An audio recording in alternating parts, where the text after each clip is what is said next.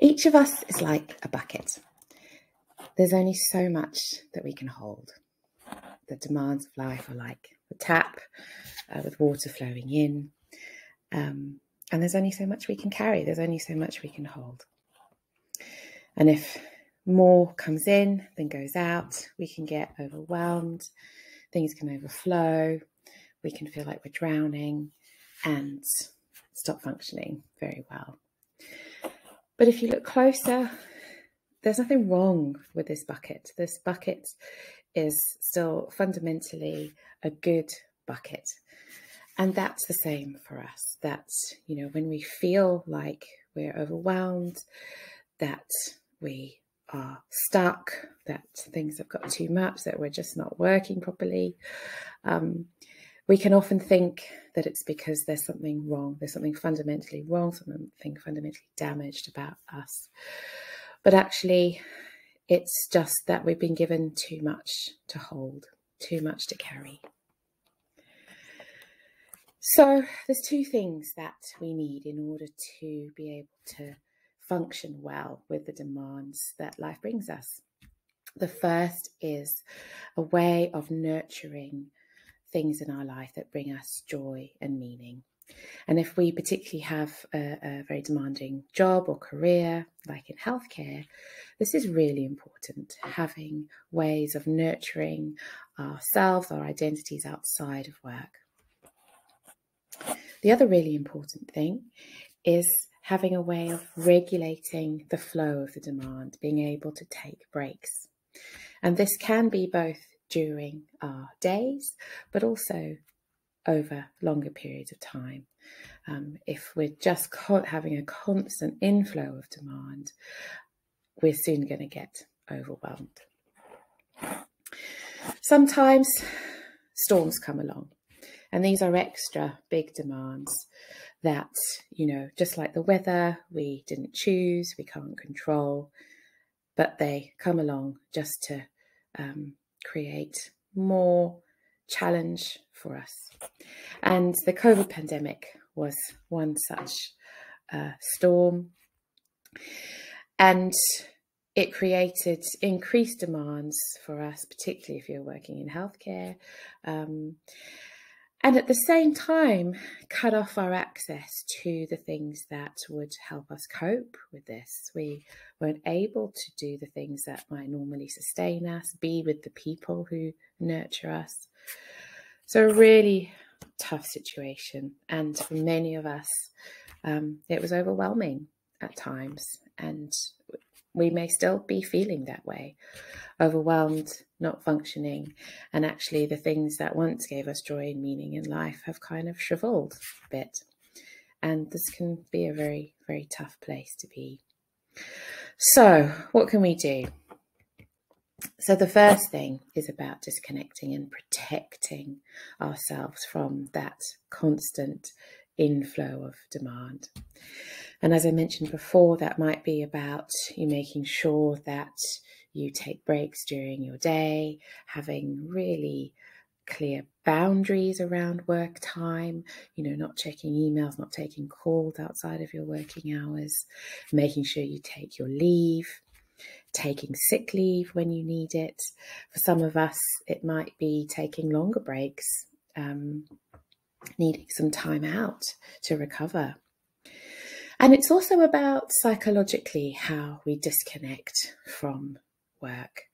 So being able to, at the end of a working day, tune our attention onto other things and unhook from those really sticky thoughts, problems, dilemmas, worries that work can give us. And mindfulness, for example, is a really useful skill that we can learn and get better at to help us disconnect. The next important thing is actually connecting. So we know that, when we are overwhelmed and struggling, we can tend to withdraw and cut off from other people. But actually, if we are able to reach out, if we are able to stay connected with people who we care about and who care about us, we can share our bucket space. Others may have spare capacity that they could lend you. And the more buckets you have around you, the more chance there is of the overspill being caught. So there's three kind of key sources of support. There's people at work, colleagues, and this might be about reaching out and letting people know what you're struggling with, which can be really tough. But it might also be about just spending time and connecting with people on a more personal level, the people that you work with. Team support, team cohesion is really important to our well-being. The second source is people outside of work, family, friends. You know that it can be really hard to talk about what's going on at work. Sometimes we worry people won't understand, or we want to protect them from the difficult stuff that we carry.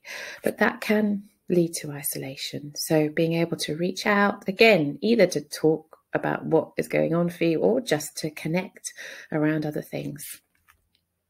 And the third bucket that we can draw on is professional support, whether that's through your workplace or seeking therapy, counselling, coaching outside.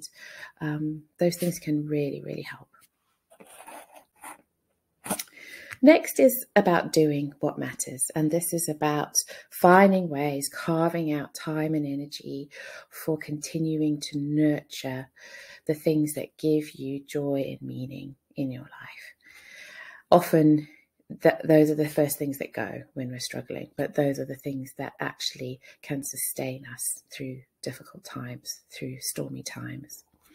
And it's important, I've chosen in this picture, a kind of watering can spout, because this is intentional, directed focus on these things. We can, and I'm certainly guilty of this, spend a lot of time, scrolling social media, binging on Netflix.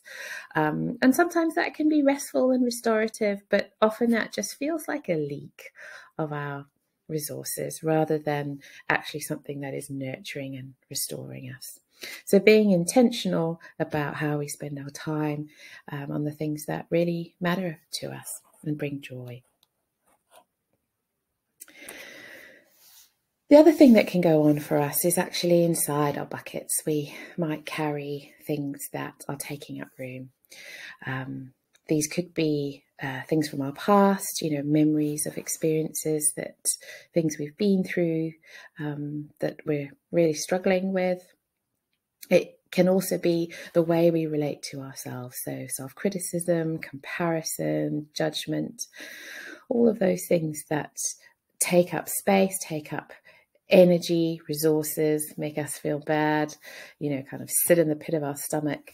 And those things really take up room. And if we're able to respond with self-compassion, and maybe deal with some of the difficult stuff that we're carrying with us, we can create more capacity in our buckets.